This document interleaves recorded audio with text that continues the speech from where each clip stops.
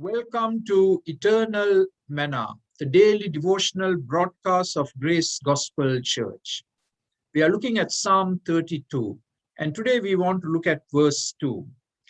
Blessed is the one whose sin the Lord does not count against them, and in whose spirit there is no deceit. And again, David uses the word blessed, and if you would recall from yesterday, the word blessed is in the plural. Oh, the blessednesses, the double joys, the bundles of happiness, the mountains of delight. Blessed is the one whose sin the Lord does not count against them. In other words, blessed is the person whose sin is cancelled and erased. Sin has a way of piling up if we don't deal with it. But when we become acutely aware of it and when we deal with it, in a moment of time, God can wash away that sin. He can take away that sin. And it's a bookkeeping term when David says that the Lord doesn't keep count of the sins that we have committed. The ledger is empty. It has been removed, cancelled, erased. And David also says, in whose spirit there is no guile. David was guilty of guile, of deceit. For almost a year, he had covered up his sin. And now he is admonishing us that we need to be transparent before God and man. And only when we are transparent before God and man can God very graciously forgive us and heal us. And we are reminded of a verse in the Old Testament, Proverbs 28:13.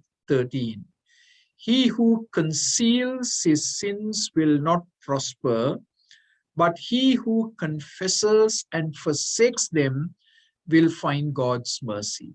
I want to highlight the two words, confess and forsake. Confess means to agree with God. Forsake means to give it up. I don't want to go that way again. And such a person will receive the mercy of God. Now, verse 3, David talks about the agony of unconfessed hidden sin. When I kept silent, for 1 year, David had kept silent. He was very deliberate, resolute, and persevering in keeping silent. He stubbornly refused to confess his sin. So from his bitter experience, David is saying, when I kept silent and didn't own up to my sin, my bones wasted away. Now that is a poetic way of saying I was depleted. My strength was gone. I couldn't kind of even stand up. Physically, I felt so weak because sin has affected his body. And David goes on to say, through my groaning all day long. Through my groaning all day long.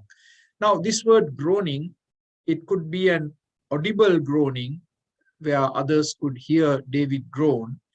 And we have all heard people groan when they are in physical discomfort, pain, and agony. So perhaps he was in physical agony and he was literally groaning. Or it could be repressed within his own heart. Others couldn't hear it, but internally, David was groaning. And did you notice the phrase, all day long? David couldn't shake it off. No amount of medication gave him relief till he dealt with his sin all day long. And so I want to encourage you that when you hide your sin, when I hide my sin and keep silent, it's going to make us very miserable. We are going to be in agony. We are going to feel uncomfortable. And oh, that God would give us grace that as soon as we sin, that we would confess and we would forsake and we would experience God's mercy and the wonderful relief that comes, the peace that comes, the burdens are lifted. I'm reminded of the song, Burdens Are Lifted at Calvary. So come with your sin burden and lay it at the foot of the cross and ask the Lord to deal with you and me mercifully. And we can experience the blessedness that comes when we do so. May the Lord give you a wonderful day today as you and I walk in God's light, in transparency before God and man, and experience the fullness of his joy and peace. Amen.